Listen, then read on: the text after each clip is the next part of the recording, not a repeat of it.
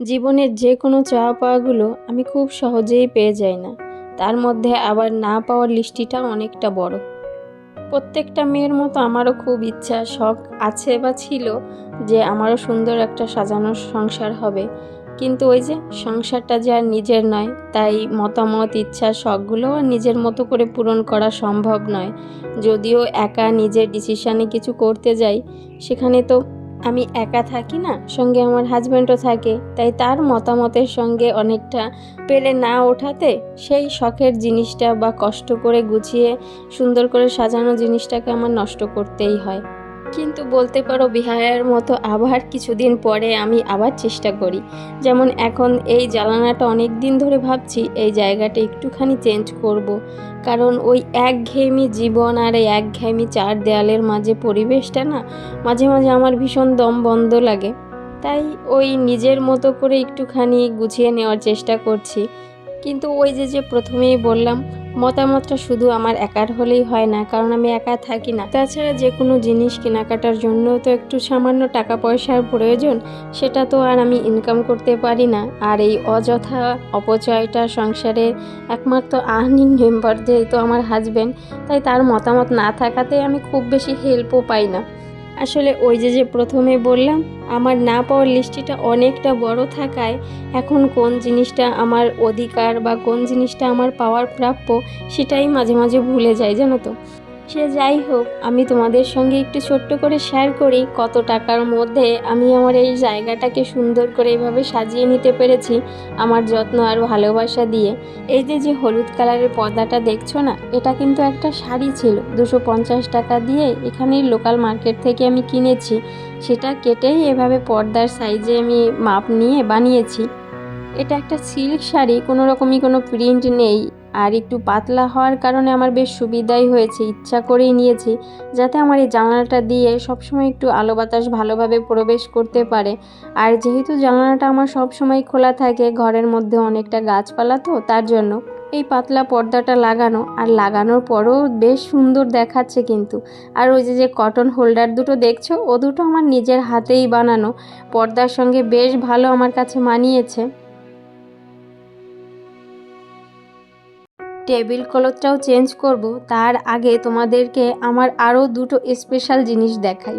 এই দেখো, এই দুটো আমার নিজের হাতেই বানানো দুটো কেক বোর্ডের উপরে এইভাবে আমি নিজেই ডেকোরেশন করে বানিয়েছি। তবে এই কেক বোর্ড দুটো কিন্তু যে সেই কোনো কেক বোর্ড নয়। প্রথম যে বড় কেক বোর্ডটা দেখছো না, এটা আমার মুগ্ধর 1 বছরের জন্মদিনের যে কেকের বোর্ডটা ছিল সেটা। আর ওই দ্বিতীয়টা যেটা দেখছো, ওটা কিন্তু আমার জসিতার প্রথম জন্মদিনের কেক বোর্ড। আসলে এই ছোট্ট ছোট জিনিসগুলোই আমার কাছে ভীষণ মূল্যবান এবং ইমোশনাল লাগে। আর এই সমস্ত কিছু নিয়ে আমি একটু গুছিয়ে রাখতে, সাজিয়ে গুছিয়ে অন্য নতুন কোনো একটা রূপ দিতে আমার ভীষণ পছন্দ হয়। এই যে কাভারটাকে দেখছো, এটার ওই একটা কাজ ভেঙে যাওয়ার কারণে আমি এখানেও ওই শাড়িটা যেহেতু অনেকটা বড় ছিল, সেখান থেকেই কাপড়টা বেঁচে যাওয়াতে এখানেও আমি একটা পর্দা বানিয়ে দিয়েছি।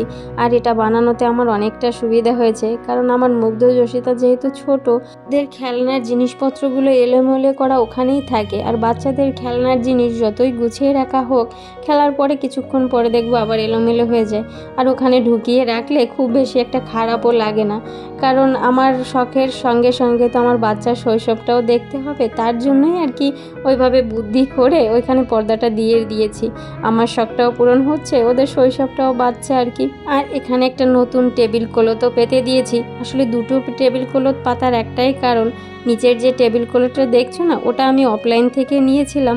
ওটা যদি সব সময়ের জন্য পাতা হয় না, তাহলে তাড়াতাড়ি নোংরা হয়ে যাবে। সেই কারণেই উপরে আর একটা আমি ট্রান্সপারেন্ট টেবিল ক্লথ পেতে দিয়েছি।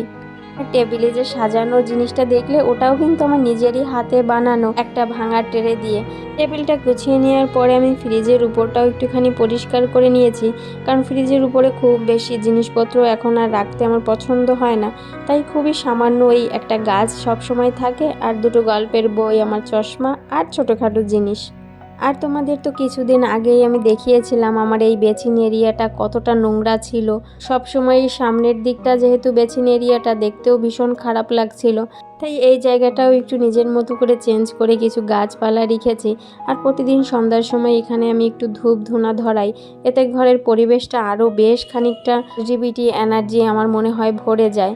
তোমাদেরকে এক ঝলক দেখাই এতক্ষণ আমি কি পরিবর্তনটা করলাম বা এখন আমার ঘরের পরিবেশটা কেমন লাগছে।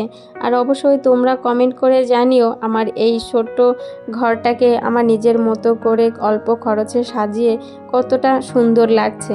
আমার কাছে তো ভীষণ পছন্দ হয়েছে, সঙ্গে আমার ছেলে মেয়েরও, কারণ ওদেরও এই ছোট্টখাটো একটুখানি পরিবর্তন দেখি অনেকটা আমার মতোই খুশি করে। আসলে যে কোনো ছোটোখাটো শখগুলো জানো তো সময় থাকতে যদি পূরণ না করা হয় তারপর আর অসময় গিয়ে ইচ্ছে শক্তি কোনোটাই থাকে না, যেটা আমি এতদিনে আস্তে আস্তে বুঝতে পারছি। তাই ওই সময় থাকতে নিজের চেষ্টায় যতটুকু করতে পারছি